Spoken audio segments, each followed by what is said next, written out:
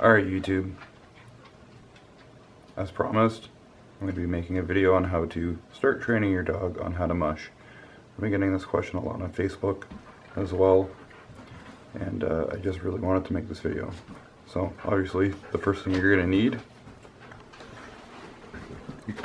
is a dog.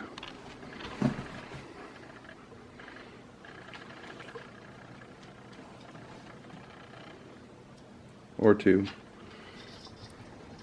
Or three.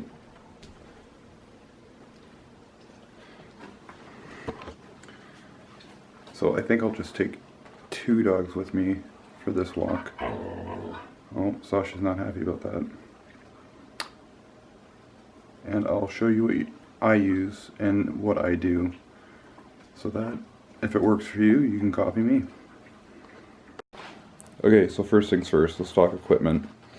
What I like to do is I like to use a harness on the dogs, and I like to use a walking belt. And what we do is walk the dogs canter-cross style. And basically what that means is, while we're walking them, they'll be out in front of us. And that's what I like. I like to have them out in front of me, because that simulates what they're going to be doing when we're running them. If you've trained your dog for loose leash walking, maybe try using a different harness so that they could get comfortable with walking out front, but that might cause some issues that we can address later on. Let's get everyone harnessed up.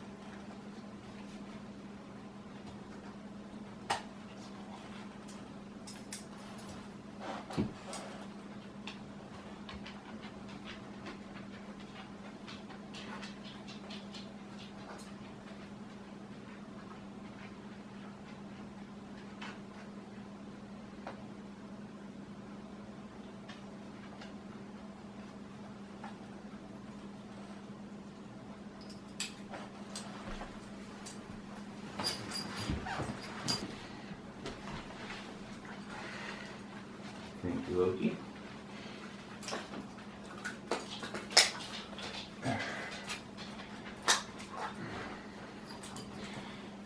If you haven't recognized the harnesses, they are rough wear.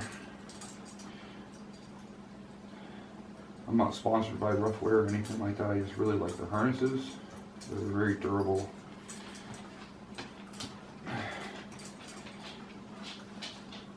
Made very well. Perfect for a husky.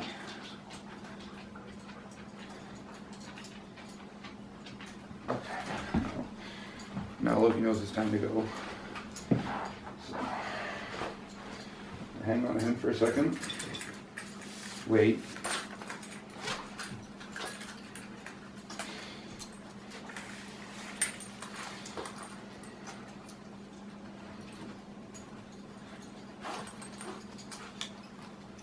So throw in the mushroom belt, and then that way the dogs are going to walk out in front of us. I have my hands free. You'll see these locking carabiners, because the normal snaps on harnesses or on leashes, I've had them come off on me, and here we go. Whining.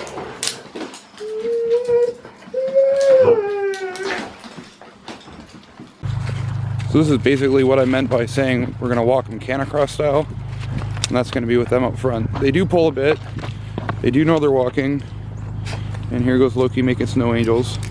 He's a clown. Come on Loki, on by, let's go.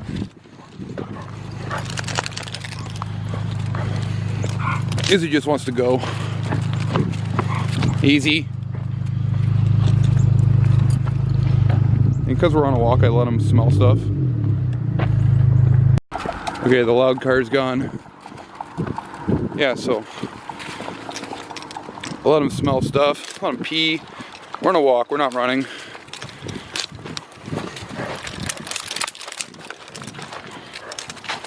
And what we're gonna wanna do is find a place. So what we're gonna wanna do is find a park or a trail somewhere that has some forks in the trail that you can go different directions. And what that'll allow you to do is go in different directions and give them the directional commands. So we will demonstrate that right now. G. On by. Good. Thank you. So I tell them G, they go right.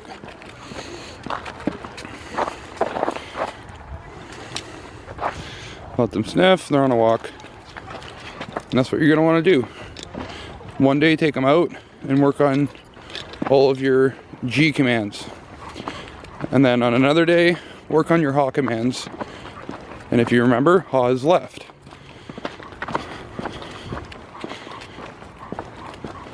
So we'll do a HA up here to show you that. Don't cut trail. HA! Good dogs. Good. And there you go. Give them their different commands. And as you work at it, what's going to happen is they're going to learn. G is right, HA is left, and you can start working on by. On by. Come on by. So whenever they get distracted by something, or if you're at a straight part of the trail, on by. You can tell them on by, and what that'll do is teach them to ignore their distractions and to keep going straight down the trail.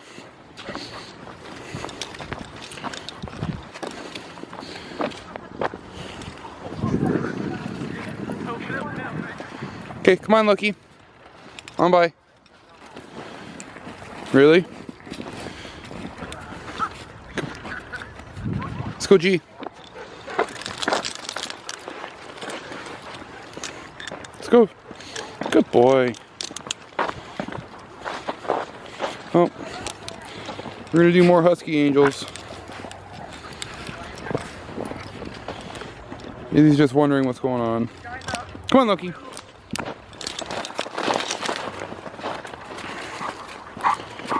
And make sure to mix things up. Like I said, one day do G, the next day do HA. Mix in some on by in there, and just be consistent. But here's the thing.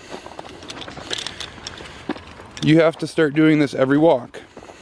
Anytime you walk your dogs, you have to be giving them directional commands. Let me just flip the camera around so I can talk to you.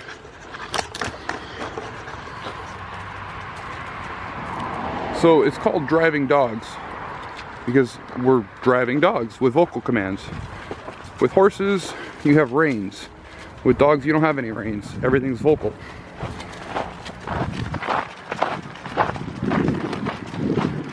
Which means they really got to know what they're doing. Easy. Because if they don't, you're going to be slipping in the snow.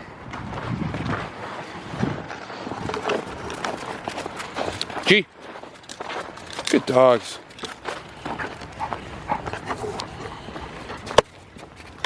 So normally what I like to do, this is just how we train Loki, and then this is how we trained Izzy afterwards, is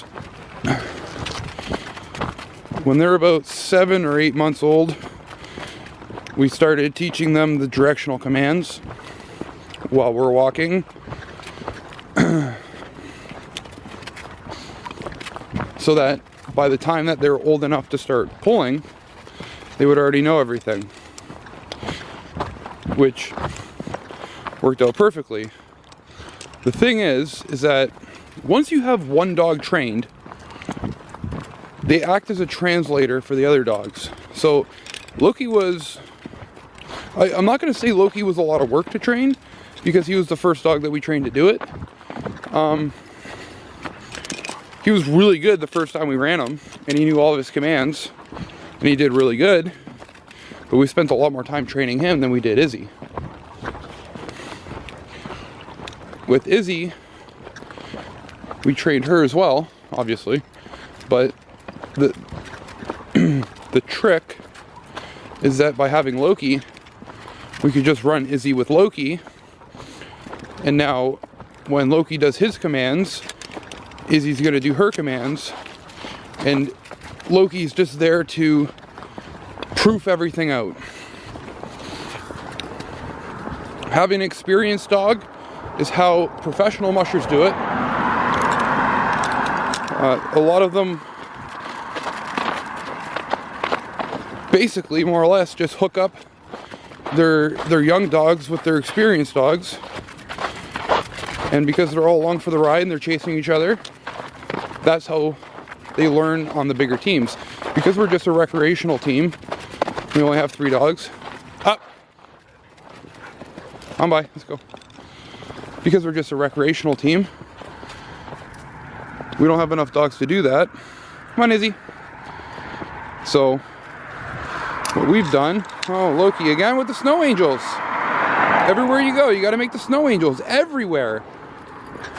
He's such a clown. Yeah, I know, we love the snow. Okay, let's go. More. Come on, Loki. We're trying to do a video for YouTube. We're trying to teach everyone how to do the mushing.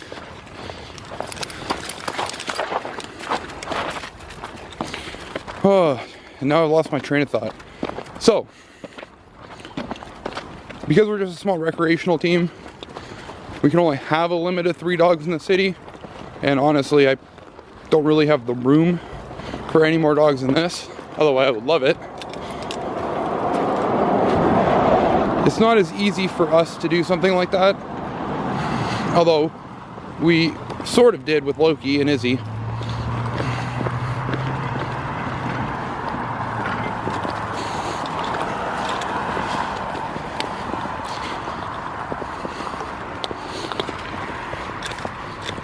G.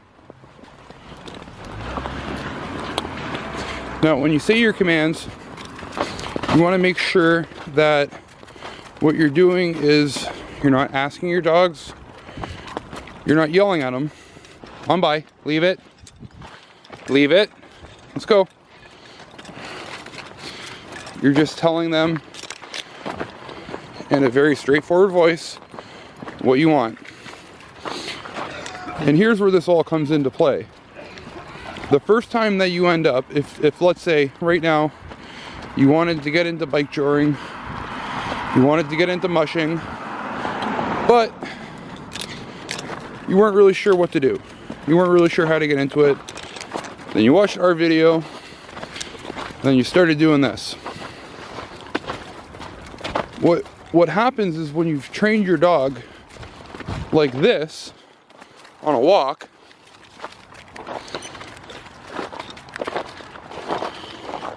wanna go in the park again? Okay, let's go through the park again. Come on, Loki, on by. Let me turn the camera around again. When you've trained your dog walking like this for 3 or 4 months, you're gonna have a lot of confidence in their abilities and how well they're gonna listen. You know that when you say G, they're gonna turn right, and when you say ha, they're gonna turn left, when you say on by, they're gonna go on by. And that makes you a lot more confident the first time you run them. And being confident is very important, because if you're nervous, if you're panicky, all of that's translated to your dogs. It doesn't matter if they're on a gang line or if they're on a leash. Your dog's gonna pick up on all of that, and it's gonna make things much, much harder for you.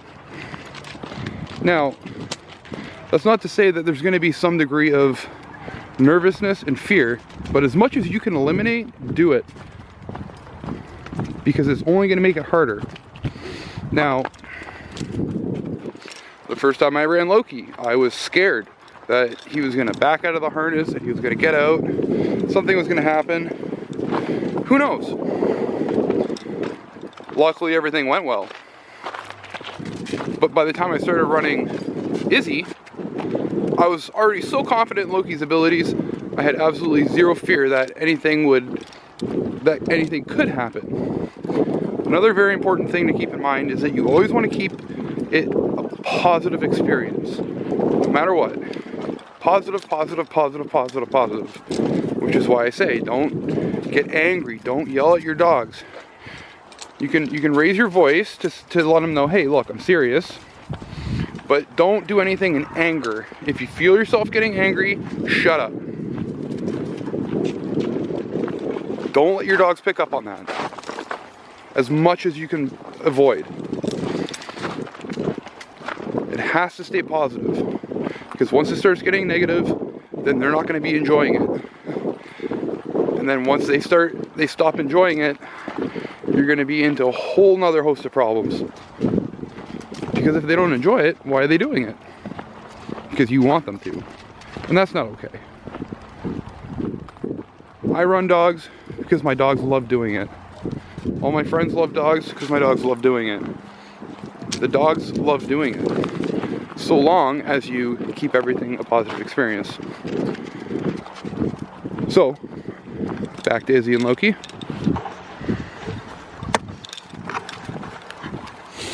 So, what you're going to start doing is you're going to start walking your dogs with a belt, if possible, out front of you. Let them walk like normal dogs, but just throw the commands in. And then just build it up. And eventually, they'll know their commands. And like I said, usually about 3 to 4 months of doing this will really cement everything in. I'm sure there are people that do it much faster. I'm sure there are people that did it for a week and then they ran their dogs and it was great. The 3 to 4 months thing is really for you. It's so that you are confident in what they're doing. It doesn't take the dog that long to learn things, but it's going to take you a long time to build up that confidence. Going from a dog that you've never driven before, never given vocal commands to, now you're going to be driving a dog. And just remember, guys, consistency is everything with dogs.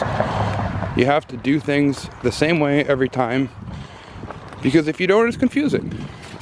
If you turn right sometimes and you don't say anything, and then sometimes you do say G, well, they might not make that connection. And make sure you just don't walk the same route every time, because they could just memorize the route and they're not actually learning the commands. Very intelligent animals. Up.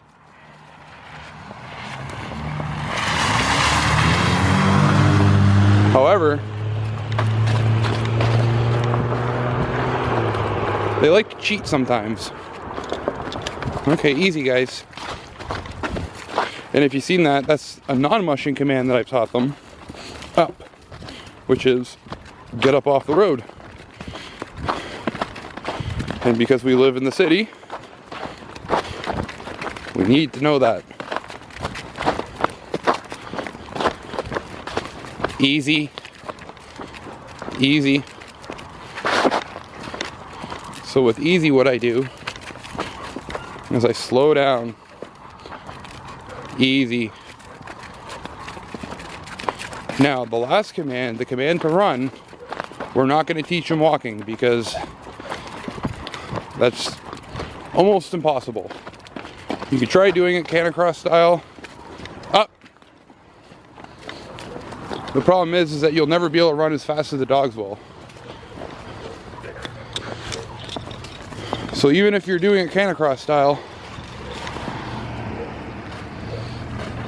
they're not going to be running as fast as they can be. And if you want to end up doing bike drawing or mushing on a sled, that might not be such a good idea. Get up. Up. So, we're on our way back home. If you guys have any questions, I hope this was informative to get you started. Like I said, I've been getting a lot of questions on Facebook. And like I said, I promised to make a video detailing about how to get into mushing and how to get into bike drawing and sledding and whatever. And this is what we did. It's worked out great for us. We've had a lot of luck with it. So if you have any questions, please let us know. If you enjoy the content, please like and subscribe.